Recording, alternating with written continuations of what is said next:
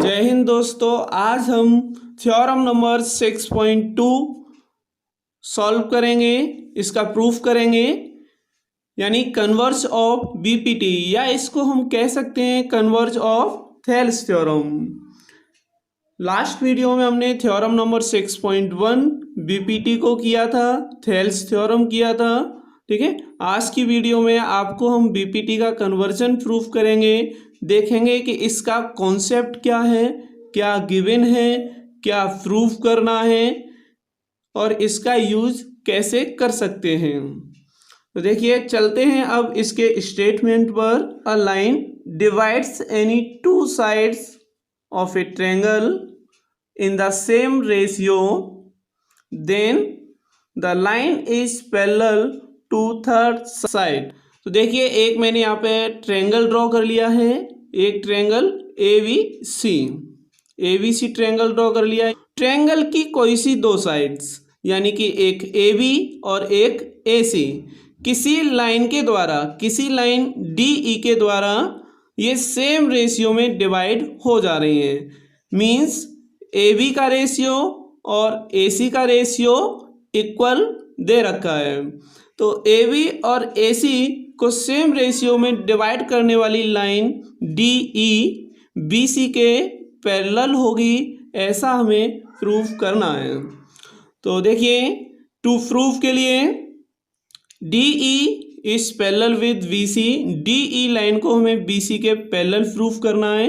Given में क्या दे रखा है थ्योरम के अकॉर्डिंग, यानी कि दो साइड का रेशियो सेम है, तो दो साइड्स को डिवाइड कौन सी लाइन कर रही है, DE, और किन साइड्स को कर रही है, AB और AC को। तो AB आपकी डिवाइड हो रही है टू पार्ट्स में, AD और DB में, और AC डिवाइड हो रही है AE और EC में। तो AB का रेशियो क्या बन जाएगा, AD अपॉन DB।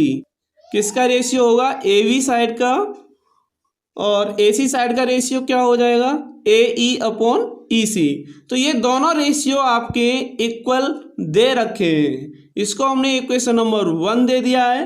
अब इस थ्योरम को सॉल्व करने के लिए थोड़ा हमें कंस्ट्रक्शन करना पड़ेगा, तो कंस्ट्रक्शन कर रहे हैं हम। ड्रॉ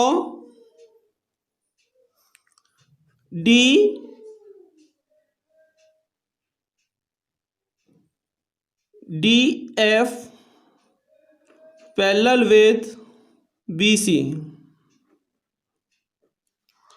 तो D से एक हमने पैरेलल ड्रॉ किया है यहाँ पर DF। देखिए, अभी आप कहेंगे कि DE पैरेलल BC के प्रूफ करना है, वो बात तो ठीक है, लेकिन अभी हमें मालूम नहीं है कि DE BC के पैरेलल है भी या नहीं। तो हमने कंस्ट्रक्शन कर लिया है कि DF BC के पैरेलल है। अगर मान के चलिए, और ये आप 100% श्योर हो जाइए कि BC के पैरेलल में एक पॉइंट से सिर्फ एक ही लाइन पैरेलल ड्रॉ की जा सकती है, यानी कि या तो DE पैरेलल होगी या फिर DF पैरेलल होगी। अगर ये दोनों पॉइंट अलग अलग हैं तो ये दोनों ही इस BC के पैरेलल नहीं हो सकती, इन दोनों में से एक ही लाइन BC के पैरेलल होगी। तो लेकिन अभी हमको ये नहीं मालूम है कि DE BC के पैरेलल है भी या नहीं, इसी को तो हमें प्रूव करना है। तो हम ये मान के चल रहे हैं कि DE BC के पैरेलल नहीं है, तो DF को हम BC के पैरेलल मान के चल रहे हैं। अब हम यहाँ पे अप्लाई करेंगे बेसिक प्रोपोर्शनलिटी थ्योरम, यानी थेल्स थ्योरम को यहाँ पर अप्लाई करेंगे बाई BPT। यहाँ पर हम बेसिक प्रोपोर्शनलिटी थ्योरम इस ट्रायंगल में क्यों अप्लाई कर सकते हैं, तो वो देखिए किस लिए कर सकते हैं। DF हमने ड्रॉ किया है BC के पैरेलल में, और जब ट्रायंगल में कहीं भी अगर एक उसकी साइड और एक दो लाइन को इंटरसेक्ट करने वाली लाइन अगर पैरेलल होती हैं तो वहाँ पे हम BPT को अप्लाई कर सकते हैं। तो यहाँ BPT को अगर हम अप्लाई करेंगे तो क्या होगा कि DF आपका BC के पैरेलल है, तो ये AB और AC को सेम रेशियो में डिवाइड कर देगी। तो यानी कि क्या हो जाएगा, AD upon D B, A B का रेशियो क्या हो जाएगा, A D upon D B equal to A C का रेशियो क्या हो जाएगा, अभी ई पॉइंट को तो आप भूल जाइए कि ये है ही नहीं है, तो A F upon F C, A F upon F C. तो ये तो बीपीटी के अकॉर्डिंग हो गया। जब इनका लेफ्ट हैंड साइड इक्वल है तो इनका राइट हैंड साइड भी इक्वल हो जाएगा।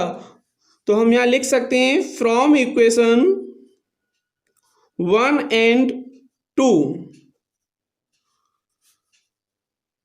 ए F upon F C equal to A E upon E C. दोनों साइड में अगर हम 1 को ऐड कर दें तो इस इक्वेशन पे कोई भी इफेक्ट नहीं पड़ेगा। A F upon F C plus 1 equal to A E upon E C plus 1। तो इसको 1 को हमने ऐड कर दिया है दोनों ही साइड में, 1 के अपॉन में 1 ऐड कर लेंगे तो लेफ्ट हैंड साइड का एलसीएम क्या हो जाएगा, एफ सी हो जाएगा। 1 का इंटू ए एफ में करेंगे तो कितना होगा, A F plus F C का इंटू 1 में करेंगे तो क्या हो जाएगा, एफ सी इक्वल टू इधर कितना एलसीएम आ जाएगा, ई सी आ जाएगा।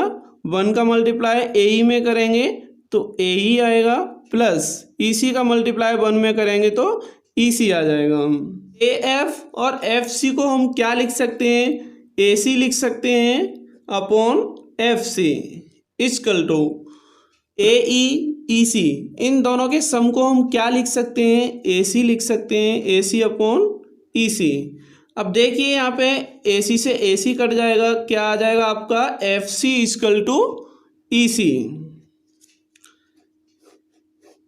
F C equal to E C, इसका मतलब क्या है, एफ सी ये हो गया, ई सी ये हो गया, इन दोनों की वैल्यू इक्वल है तो इसका मीन्स क्या है कि एफ और ई दोनों एक ही पॉइंट हैं। ए सी लाइन पर एफ सी ई सी का इक्वल होने का मीन्स क्या है कि ये F point and E point दोनों ही कोइंसाइड कर जाएंगे। कोइंसाइड का मीन्स एफ और ई पॉइंट दोनों एक ही जगह पर होंगे। एफ और ई दोनों एक ही पॉइंट हैं तो एफ की जगह हम क्या लिख सकते हैं, ई लिख सकते हैं। तो D E is parallel with B C,